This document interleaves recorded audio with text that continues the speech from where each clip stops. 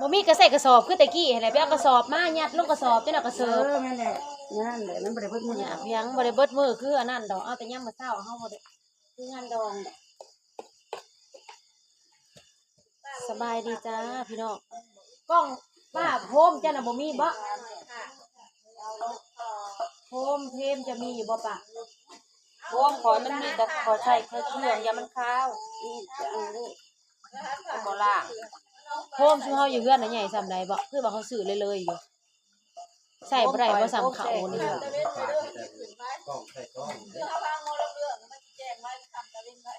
กล่องหนึ่งค่ะป้าใส่ซองอีกตัวหนึ่งนี่คือว่าตัวใหญ่อันนั้นเนี่ยเขาไม่กระปิกอันนั้นอยู่มาใส่แต่ว่ามันกับใบใหญ่ไปแล้วมันเลือกก็ใส่อันนี้ก็ใส่กระสอบไว้ก็ได้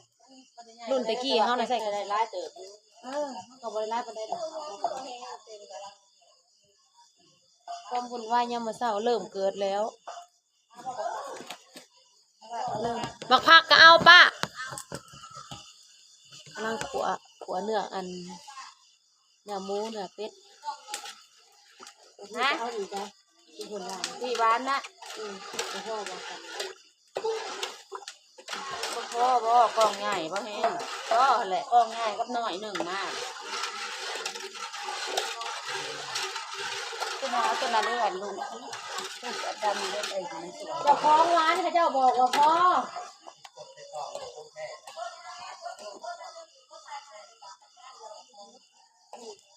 ตัวน้อยก็ตัวใหญ่เอาเท่านั้นมาพักนะเออเบิ่งลูกป้าดิมีเท่านี้แหละไก่นั่นมาสามโลอันนั้นละ4ได้นั่นน่ะ10 กิโลเอาตัว4น่ะน้อยว่าเป็นหน่วยเลยให้เราติดโล3หน่วยน่ะใหญ่โลประจำน้อยไม่ใหญ่เอามารถ3หน่วย4หน่วยแล้วเอามามันได้ซ้ำนี่แหละถ้ามี4หน่วยมา4หน่วยให้มันได้ซ้ำนี่อีกซ้ำนี่นะมาแล้วคนก็หาเดี๋ยวตอนมาพักแซ่บแท้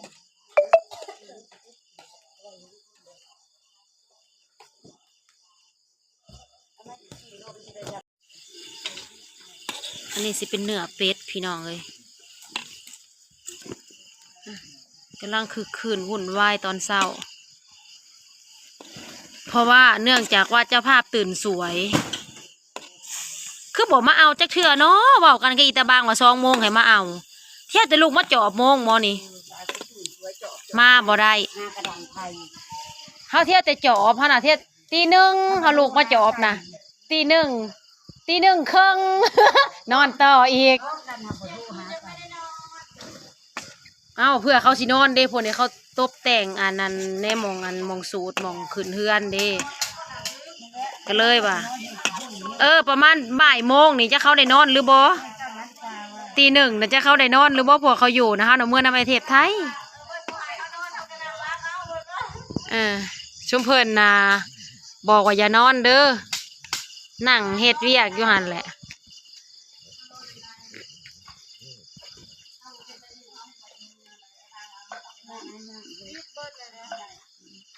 ใส่ถุงยางลูกติ๊บปะสิเบิดในกระสอบก็มีใส่เบิดติ๊บเลยจังใส่ถุงยางเนาะ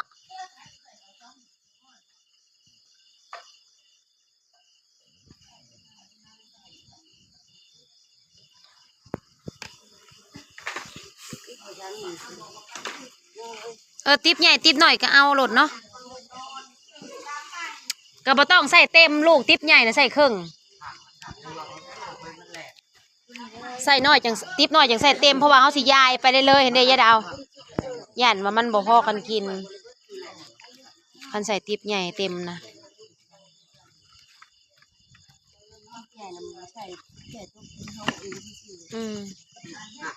เขาว่าใส่ทงยางบ่ยายดาวทีนี่ทงปาดให้ลูกให้ร้านเนี่ยเฮ้ยโตนะปาดให้นางฟ้าเนี่ยใส่ทงยางเขาจังเสิร์ฟง่ายเองว่ะ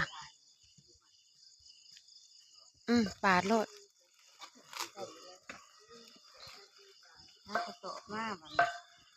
เบิ่งแน่เอ้ยสิเบิ่งดูให้เฮาดูสุกแล้ว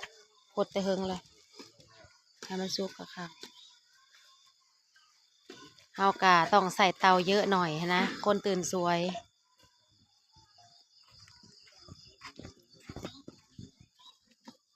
มาสวยเขางานนี้นอนอิ่มกินไม่อิ่มก็สั่งนอนอิ่มอิ่มขนาดเมื่อคืนนี้ยังเหลือลาบเป็ดเฮาลาบหมูเฮา เป็นอะไรดมเบิ่งอีก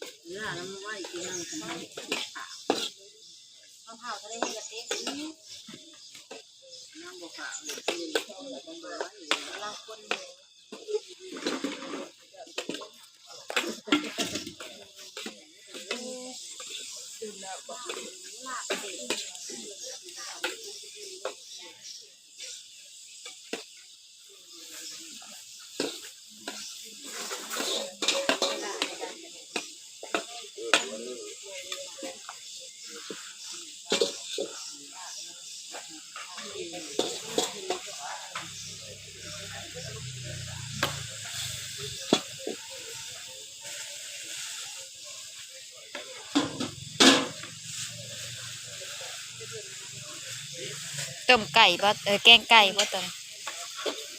ปาดหม้อใหญ่แกงไก่ใส่มะฟัก มักพัด ใส่มักพัดปาดออกอายจวน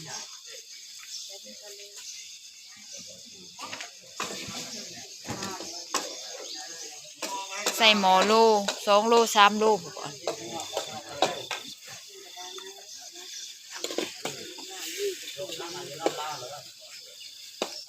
แม่ละบ่ลูกเต้าหนอเอายายเลยเฮ้ยไปไว้เพื่อสิแต่งโตแล้วนั่นน่ะเอาลูกกากไปเอาแน่ซะไหนแม่แล้วบอกแล้วช้าเขาเรียกพี่บอกแล้วเขาไล่พ่อใหญ่อีพ่ออยู่ไหนพ่อออกมาพี่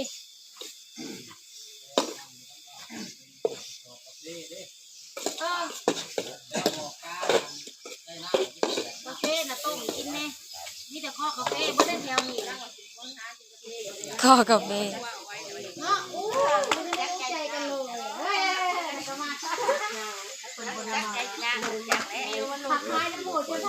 ท่าเลิกเบิ้งคนน่ะกินกาแฟก็บ่ได้อยากนอนเลี้ยงก็น้องกินบ่รู้บ่เฮาวันได้บอกว่าท่านได้เคยกินแต่จะชวนกันกินเด้อ มันติด มันติดขาดบ่ได้กาแฟสิเป็นกาแฟยังก็ตามแต่กินแล้วมันติดบ่กินแล้วเทศยังบ่ได้เจ็บหัวบ่มื้อนั่นแหละเจ้าใครบอกเคยกินนั่นเอาเด้จะได้แก่ๆกินเนาะมาเลยเปียกนะเสียเงิน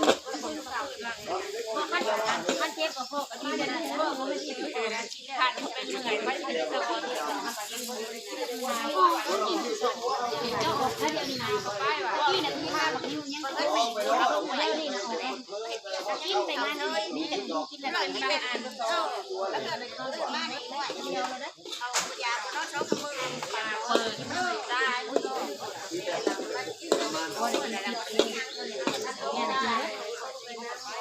พวกยาเขาพ่อพ่อดำ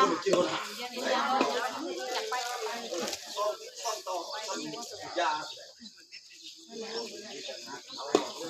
ไว้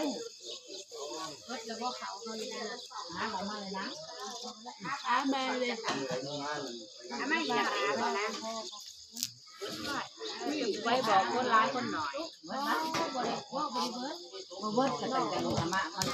ว่าบ่เบิดก็คือร้ายได้บัดออกมาเจ้าว่าคุมนี่กันยกคุมนี่ก็ยก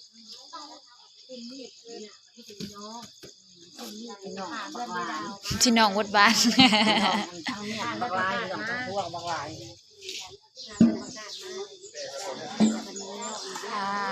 ิ้นหมูทานแต่บอกเครื่องหาพองามเนาะแล้วทามน่ะแม่หาแล้วบ่แล้วบ่แล้วบ่จ้าเลยเนาะบ่ได้มาแล้วนั่นแหละเนาะของ บอก เอาข้าวเปลือกใส่ อันนี้นะคะ สีเงินสีทองนั่น เอาใส่ เขาบอกให้สีดไว้แต่เมื่อคืนนี่บ่สีด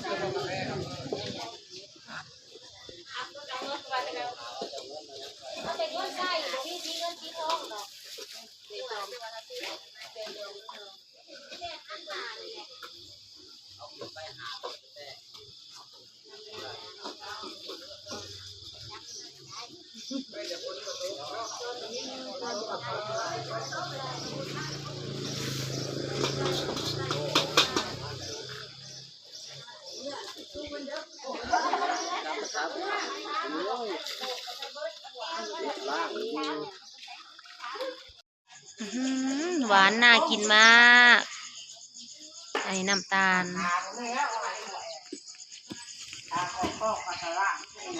อันนี้จะเป็นลาบเป็ดแบ่งลงวัดเรียบร้อยเมนูลาบพี่น้องแล้วก็จะลาบหมูป่ะนี่หมูลายกว่าเป็ดแน่ อะไรเนี่ยเสื้อขึ้นได้ เสื้อขึ้นจ้ากระเตาะกระแตะ ต่อไปใช้กระซ้อนตักนี่บัก นั่นแล้วเขาว่าสิเอาเขาลืมยังว่าเดียวนี่นะตัวนี้แกงหมักผักพี่น้อง เพราะมันได้กระซ้อนนั้นนะคะเจ้าเพศจะมีหัวตรงล่างหัวดีๆจะได้บริเวณหนึ่งสาวย าหนึ่งแล้วก็เอากระเตาะกับบ่มีเบาะกระเตาะกับบ่มีเนาะมีแต่ซ้ำซื่อ ต้องอันนั้นเจ้าไปล่างของเขานะ ๆคันเฮาบ่ได้หนึ่งเขาวเฮาก็ เอาไปทำกันไปตี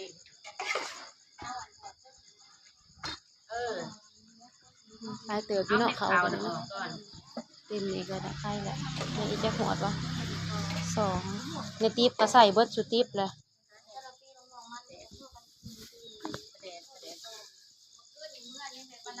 ตัวนี้เนี่ยบ่ทันได้ใส่ปลาแดกใส่โลดปลาแดกเอาออกมาเบิดแล้วบ่คันเด้ผู้